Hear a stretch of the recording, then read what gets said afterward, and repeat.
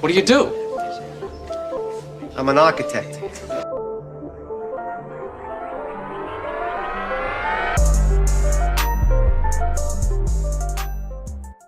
It's the architect. And boy, if you're in a fight with Shawn Porter, these guys got to understand all these boxes, man. Be prepared to be in an Oklahoma drill for 12 rounds. I mean, yeah, man, let's get into this real quick. Want to talk about Shawn Porter versus Andre Berto. And listen, I had a video prepared, prediction probably a couple hours before the fight, but some things happened and I wasn't able to get that out. And I watched this fight about 2 hours ago, so I'm almost a day late on it, to be honest. Some stuff had happened yesterday, but yeah, it's wild. This fight went, gosh, man, like I really wish I'd have put that video. It went exactly how I thought it would go, man. And it really wasn't hard in my eyes to predict this fight. It was pretty easy. Just off the rip, Shawn Porter is a bad matchup for Andre Berto. If you've looked at any of Andre Berto's fights, you could have seen this coming. And one of the biggest things is Andre Berto is getting close to the end of his career, and Shawn Porter is in the prime of his career. Listen, Andre Berto struggles with pressure fighters, man. And Shawn Porter right now, too young, too strong. Shawn Porter is going to put a tremendous amount of pressure on you. And Andre Berto, one of the things about him that's always been bad, he has atrocious footwork, in my opinion. I mean, a lot of times he's stuck to the ground. He can bounce back and forth, hop back and forth, but he doesn't, his lateral movement is off. He doesn't turn guys. He's all messed up. So he was tailor-made to me for Shawn Porter. I felt like the fight was going to be exciting as long as it lasted. I knew both guys, they come to fight. Both guys get hit. So he's gonna be in for some good fighting. Shawn Porter, I've said this to myself and others, who watch boxing, and Shawn Porter gets hit with about 5 to 6 shots that, to me, in every fight that are so clean. I'm just like, wow, he's got a chin, because he should be dropping. Now, Andre Berto, I figured he can possibly drop him because he's pretty explosive, even at this age. But, people always talk about Andre Berto's power. I really don't see him having that much pop.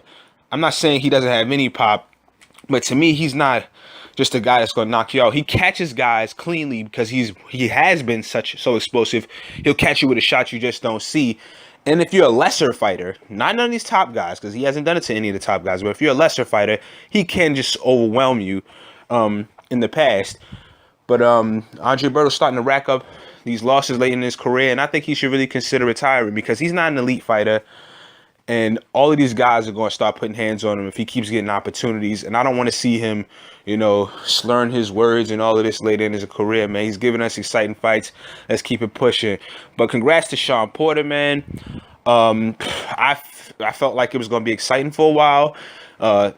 Berto, he can't get out of the way of a lot of great shots. Guys who put pressure on him.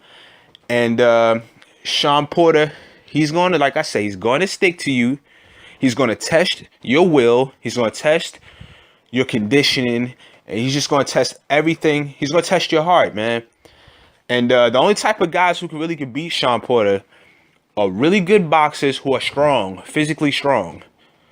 Guys who can turn him, slip out of the way, catch him with counter shots, because Shawn leaves himself wide open when he lunges in with shots and rushes in with his head.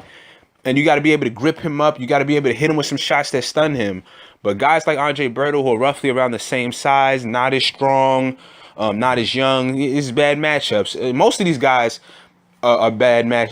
Shawn Porter's a bad matchup for in the welterweight division, but it's only a select few guys that could keep Shawn Porter at bay. But listen, man, Keith Thurman, Shawn Porter, that's what it sounds like it's going to be next. I'm in favor of it. First fight was great. Kenny wanted to fight, back-to-back with that fight. I didn't. Like I said, I wanted to see a unification bout with Keith Thurman, and then Keith Thurman and Shawn can fight again. And what do we have? Keith Thurman unified the belts, and now we're gonna see that fight again. And I'm very excited for it. You know, we're gonna finally get some clarity in the welterweight division, which we have deserved for a number of years now. It's finally going to happen. And we can give a lot of thanks to Big Al, man. Nah, but for real though, Al Heyman, man. Al Heyman has been able to, you know, get these guys to get in the ring and fight each other. No more just eating good and not facing these guys. You know, that we keep talking about. We want this matchup, we want that matchup, man. We just getting a lot of great matchups. Very excited. I'm looking forward to that next fight between Keith and Shawn. And listen, it's gonna be another good fight. I know Keith is a smart guy, and I believe Keith can make better adjustments. Now, will Shawn just be too much? Who knows?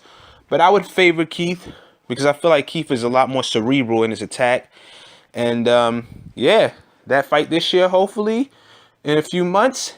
And then by the end of this year, probably more than likely by the beginning of next year, I don't know. Hopefully we get that unification between the winner of Kell Brook and Earl Spence Jr. Between whoever wins, Shawn Porter and Keith Thurman. Thank you. It's the Architect. I'm out.